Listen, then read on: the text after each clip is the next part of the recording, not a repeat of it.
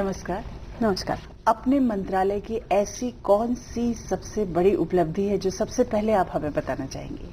उपलब्धियां तो काफ़ी सारी हैं, लेकिन जो सबसे रीसेंट उपलब्धि हुई है, जो मैं समझती हूँ आने वाले समय में फूड प्रोसेसिंग इंडस्ट्रीज़ के लिए सबसे महत्वपूर्ण साबित होगी, वो होएगी जो हमारी सरकार ने इस साल के बजट में ऐलान किया कि फूड प्रोसेसिंग में 100% एफडीआई अलाउ किया जाएगा for food produced and manufactured in India. 100% FDI in multi brand retail. जो भी खाद्यान्न हमारे हिंदुस्तान में उगता है, मैन्युफैक्चर होता है, उसकी मल्टी ब्रांड रिटेल के लिए 100% एफडीआई अलाउ किया जाएगा। सो ये मैं समझती हूँ कि आने वाले समय में जो हमारा फूड प्रोसेसिंग अभी बहुत ही नेसेंट स्टेज में है, शुरुआत केवल 10% हमारा खाद्यान्न प्रोसेस होता है और बहुत ज़्यादा वेस्टेजेस होती हैं। अक्सर हम सुनते हैं कि सब्जियां फल गल रहे हैं, सड़ रहे हैं, बर्बाद हो रहे हैं। ये बर्बादी को रोकने के लिए प्रोसेसिंग एक बहुत अहम चीज़ है और जितनी ये प्रोसेसिंग हमारे देश में बढ़ेगी उतनी ही वेस्टेज घटेगी। जब वेस्टेज घटेगी तो कीमतें भी संतुलन में रहेंगी और दूसरी तरफ किसानों को अपने खाद्यान्न के लिए सही दाम भी मिलेगा। तो प्रोसेसिंग को बढ़ाने के लिए जो इंफ्रास्ट्रक्चर की जरूरत है वो मैं समझती हूँ ये 100% एफडीआई जो अलाउ किया गया है, जो विदेशी पैसों से स्वदेशी खाद्यान्न की प्रोसेसिंग की जाएगी, वो इंफ्रास्ट्रक्चर क्रिएशन के लिए एक बहुत अहम चीज होगी और आने वाले समय में हमारे किसानों के लिए, नौजवानों के रोजगार के लिए और रेवेन्यू जनरेशन के लिए और वेस्टेज घटाने के लिए एक बहुत अहम चीज साबित होगी। वेस्टेज के बारे में प्रधानमंत्री जी ने भी कई बार अपने वक्तव्य में ये बात कही है कि बहुत सारी फसल भंडारण से पहले ही बर्बाद हो जाता है या भंडारण के दौरान। तो आपसे ये जानना चाहूंगी कि खाद्य पदार्थों के भंडारण और कोल्ड स्टोरेज, इसकी दिशा में आपने क्या प्रयास किए हैं?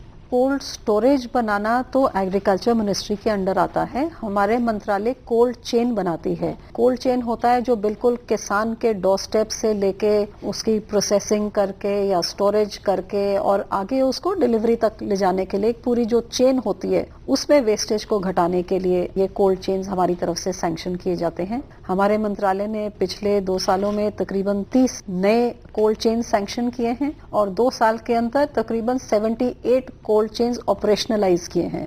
कई लाख लीटर दूध के लिए कोल्ड स्टोरेज, कई लाख मेट्रिक टन सब्जियों और फलों के क्विक फ्रीज के लिए कोल्ड स्टोरेजेस सारे बनाए गए हैं।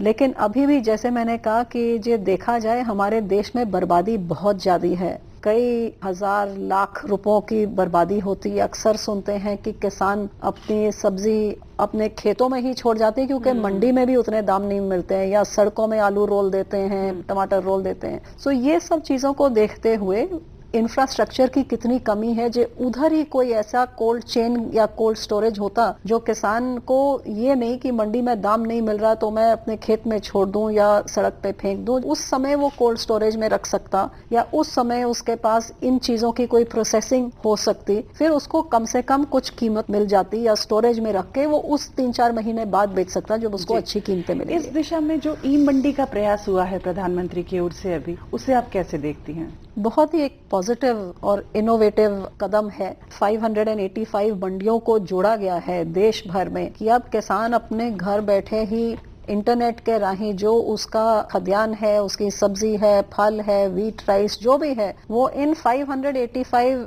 ई मार्केट्स में, एग्रीकल्चरल मार्केट में किसी भी जगह पे अपना खाद्यान्न बेच सकता है। तो वो जो किसान चाहता था कि मार्केट मेरे पास तक आए, ये नहीं कि जो सबसे नजदीकी मंडी है वहां किसान जाए, फिर वहां जो भी कीमत मिलता है उस पे प्रेशर होता है कि अब मैं बेच दूं नहीं तो सब बर्बाद हो जाएगा। अब वो अपनी फसल आने से पहले या जैसे उसकी फसल आती है वो ये 585 मंडीज में देख सकता है उसके खाद्यान्न का सबसे अच्छा रेट कहाँ मिल रहा है और उन पे वो बेच सकता है। तो ये किसान के लिए और कंज्यूमर के लिए और हमारे पूरे हिंदुस्तान में एक बहुत ही इनोवेटिव और बहुत ही बढ़िया कदम प्रधानमंत्री जी ने लिया है जो भविष्य में किसानों के लिए बहुत अच्छा साबित होगा।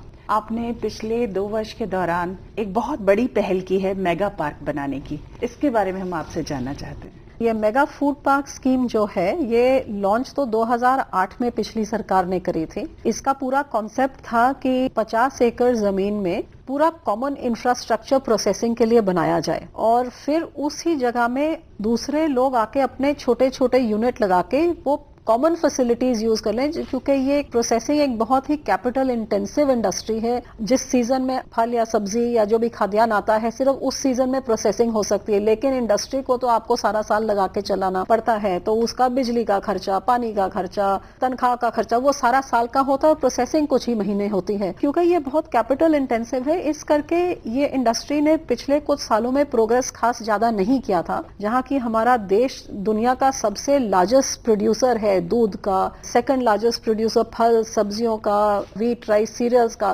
लार्जेस्ट प्रोड्यूसर्स हैं हम दुनिया में, लेकिन हमारी प्रोसेसिंग सिर्फ 10% होती है। और हमसे कई छोटे छोटे देश, मलेशिया, फिलीपींस, ये हमसे 10 गुना ज्यादा प्रोसेसिंग कर रहे हैं। ये प्रोसेसिंग का एक कारण ये, क्योंकि जैसे मैं कहा कि बहुत कैपिटल इंटेंसिव था, तो बहुत ज्यादा लोग इसमें नहीं, क्योंकि खर्चा ज्यादा होता था और आमदन उतनी नहीं होती, जिस करके ये मेगा फूड पार्क की स्कीम एक बहुत ही अच्छी स्कीम, एक कॉमन फैसिलिटी सरकार की तरफ से ग्रांट देके एक कॉमन जगह पे तैयार करी जाएंगी और उस जगह पे दूसरे लोग आके अपनी छोटी यूनिट्स प्लग एंड प्ले करके कॉमन फैसिलिटीज यूज कर लें, जिस करके उनका खर्चा घट जाता है। सो कॉन्सेप्ट बहुत अच्छा था, लेकिन कहीं ना कहीं इसकी इम्प्लीमेंटेशन में काफी प्रॉब्लम रही, क्योंकि एक मेगा फूड पार्क को तैयार होने में केवल 24 महीने लगने चाहिए और 2008 से लेके जब तक 2014 में हमारी सरकार बनी, 6 साल के टाइम में 42 मेगा फूड पार्क एलोकेट कर दिए गए थे, लेकिन केवल 2 ऑपरेशनलाइज हो सके थे। जब हमारी सरकार ने टेक ओवर किया, मैंने एक एक पार्क का देखा क्या कारण है। कई तो ऐसे थे जिन्होंने 6 सालों में अभी पार्क के लिए जमीन भी नहीं खरीदी थी, अकेले वो ग्रांट की आस में बैठे हुए थे। सो वो सारों को बंद करके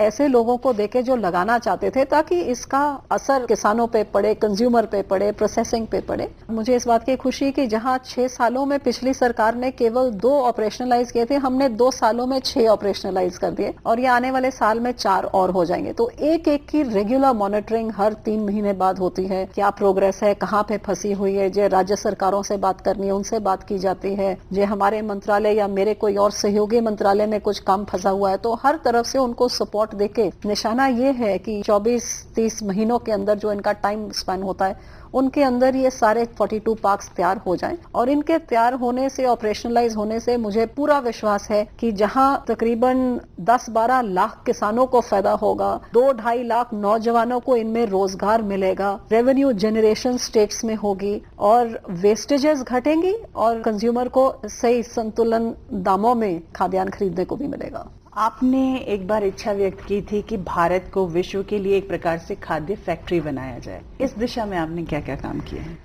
देखिए, मैं समझती हूँ कि अब जैसे हमारी सेकंड लार्जेस्ट पॉपुलेशन है पूरी दुनिया में और जिस तरह हमारी आबादी हर साल बढ़ती है, उस बढ़ती हुई आबादी के कारण हमारी जमीन घट रही है, क्योंकि नए स्कूल आ रहे हैं, नए अस्पताल, नई मकान, नई सड़कें, तो खाद्यान्न उगाने वाली जमीन घट रही है, लेकिन खाने वाले लोगों का गिनती बढ़ रही है। हमारे देश में जहां एक तरफ वेस्टेज की बिल्कुल गुंजाइश नहीं है, दूसरी तरफ हम किसानों को दाद देते हैं कि ये हालातों के बावजूद जहां किसानी करने वाली चीजों की महंगाई बढ़ रही है, दूसरी तरफ कुदरत की कहर, कभी बरसात कम हो गई, ज्यादा हो गई, बीमारी लग गई, इन सब चीजों के बावजूद भी आज हिंदुस्तान का किसान की प्रोडक्शन, जैसे मैंने बताया, पूरे दुनिया में दूध की होए, फल की होए, सब्जी की होए, व्हीट राइस की हो, हर एक चीज की प्रोडक्शन दुनिया में सबसे ज्यादा बड़ी है। तो मैं चाहती हूँ कि ये हमारा किसान इन गंभीर हालातों के बावजूद देश की सेकंड लार्जेस्ट आबादी का पेट भरने का काम कर रहा है, बड़ा काम। तो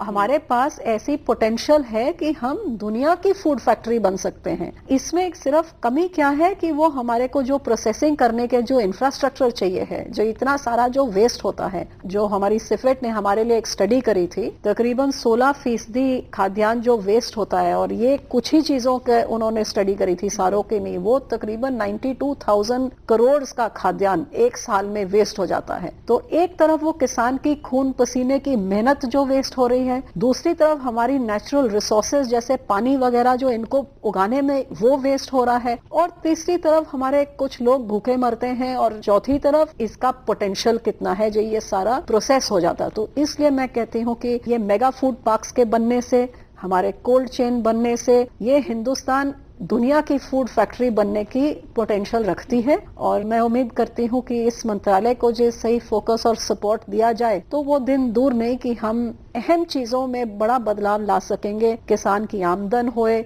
कीमतों को संतुलन रखने में, वेस्टेज घटाने में और नौजवान को रोजगार देने में ये मिनिस्ट्री एक बहुत अहम रोल प्ले कर सकती है। युवाओं के लिए इस उद्यम से जोड़ने की आपके मंत्रालय की कोशिशें क्या हैं? एक तो मुझे इस बात की खुशी है कि हमारे जो फूड पार्क्स वगैरह हैं, कोल्ड चेन्स हैं, उसमें मैंने देखा है कि सबसे ज्यादा यहाँ पे नौकरियां औरतों की लगती है, क्योंकि जो सॉर्टिंग, ग्रेडिंग, वॉशिंग, क्लीनिंग का जो काम होता है, बहुत बड़ी गिनती में जहां पे भी ये लगे हैं वहां औरतों को रोजगार मिला। सो मुझे पर्सनली एक तो इस बात की बहुत खुशी होती है। दूसरी बात, जैसे मैंने बताया कि एक एक मेगा फूड पार्क में तकरीबन 5-6 हजार नौकरियों के अपॉर्चुनिटीज अवेलेबल होते हैं। ये 42 मेगा फूड पार्क में तकरीबन 2-2.5 लाख नौजवानों को रोजगार मिलेगा। इसके अलावा जो हमारे मंत्रालय ने स्किल डेवलपमेंट में बढ़ावा दे, जैसे प्रधानमंत्री जी का निशाना है कि ये जो हमारी देश की बहुत बड़ी युवा आबादी है, 65% हमारे देश की आबादी 35 साल की उम्र से कम है, तकरीबन 50% तो 25 साल की उम्र के हैं। तो आज एक नौजवान के ऊपर सबसे बड़ा बोझ होता है कि मेरे पास नौकरी हो और मैं अपने परिवार का पेट भर सकूं। और इसलिए जरूरी है, जैसे प्रधानमंत्री जी ने निशाना दिया, कि ये सारी नौजवान पीढ़ी एक स्किल्ड नौजवान होए, क्योंकि एक स्किल्ड नौजवान अपने देश का एसेट बन सकता है और वहीं पे अनस्किल्ड नौजवान एक बहुत बड़ी लायबिलिटी बन सकती है। सो हर एक मंत्रालय को टारगेट्स दिए गए। हमारे मंत्रालय का भी टारगेट यही है कि अगले कुछ सालों में कई लाख नौजवानों को स्किल किया जाए। जितने अलग अलग तरह के प्रोसेसिंग इंडस्ट्री है, मिल्क की इंडस्ट्री है, फ्रूट वेजिटेबल की है, बेकरी की है, फिशरीज की है, मीट की है, सब अलग अलग इंडस्ट्रियों से हमने पूछा कि आपको नौकरी देने के लिए कैसे के स्किल्स आप ढूंढते हैं जब आप किसी को नौकरी देते हैं। फिर जैसे कि स्किल्स उन्होंने बताया, जो हमारी एजुकेशनल इंस्टीट्यूट निफ्टम है, उन्होंने वो स्किल्स इम्पार्ट करने के पूरा एक कोर्स करिकुलम बनाया और अब हम वो कोर्स करिकुलम नौजवानों को इम्पार्ट कर रहे हैं। तो जैसे जो बेकरी की बात की जाए तो तकरीबन 27 स्टेटों में कई हजार नौजवानों को पिछले कुछ महीनों में हमने बेकरी का कोर्सेज देके उनको सिखा के कि वो अपने पैरों में भी खड़े होके आखिर में अपने गांव में भी जे कोई बिस्किट बनाने लग जाए, केक वगैरह बनाने लग जाए, तो वो भी अपने आमदन को सप्लीमेंट कर सकता है। क्योंकि आज जरूरी ये है कि जो गांव में उगता है उसमें वैल्यू एडिशन करके आमदन में सप्लीमेंट हो सके। सो ये बेकरी के कोर्सेज में कई हजार नौजवानों को हमने दिया। ऐसे हर एक सेक्टर में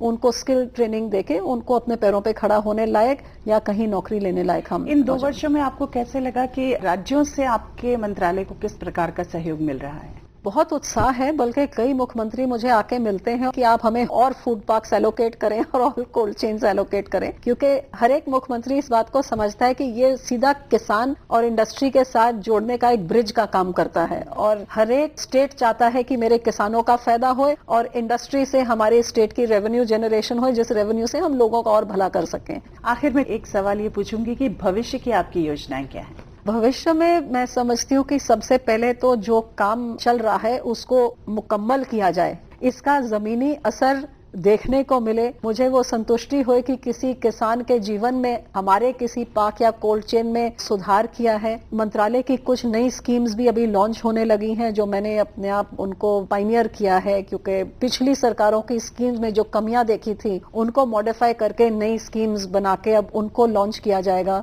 मेरी मंत्रालय की तरफ से ये भी कोशिश रही है कि जैसे ईज ऑफ डूइंग बिजनेस को देखते हुए सारा कुछ इसको ऑनलाइन करके बिल्कुल कागजी कार्रवाई जो सरकार के साथ इंटरफेस होता है उसको खत्म करके बिल्कुल ट्रांसपेरेंट तरीके से ऑनलाइन सब कुछ किया जाए। कई सारी इनिशिएटिव्स हमने ली हैं। फूड मैप अपने वेबसाइट पे अपलोड किया है कि कोई इस इंडस्ट्री में इन्वेस्ट करना चाहे तो देख ले कौन से स्टेट में कहाँ पे क्या सरप्लस में है, क्या कम है, क्या हमारा फूड पार्क कहाँ पे लगा हुआ है। सो ऐसी कई सारी चीजें अभी कुछ ही दिनों में एक मोबाइल ऐप भी लॉन्च करने लगे हैं जहाँ गाँव में बैठा हुआ भी कोई इंसान देख सकता है कि जब मैं टमाटर उगा रहा हूँ तो मैं और क्या कर सकता हूँ इस टमाटर के साथ। सो कई सारी ऐसी इनिशिएटिव्स हैं जो मैं चाहती हूँ। खेती बाड़ी राज्य से आती हूँ, सो किसानों की पीड़ा को अच्छे से समझती हूँ। सो मेरा निशाना यही है कि मैं अपने देश के किसानों के हालात में सुधार करने में कुछ योगदान डाल सकूं। हम आपको आपके भविष्य के लिए बहुत बहुत शुभकामनाएं देते हैं। आकाशवाणी से बातचीत करने के लिए आपका बहुत बहुत धन्यवाद। बहुत बहुत धन्यवाद।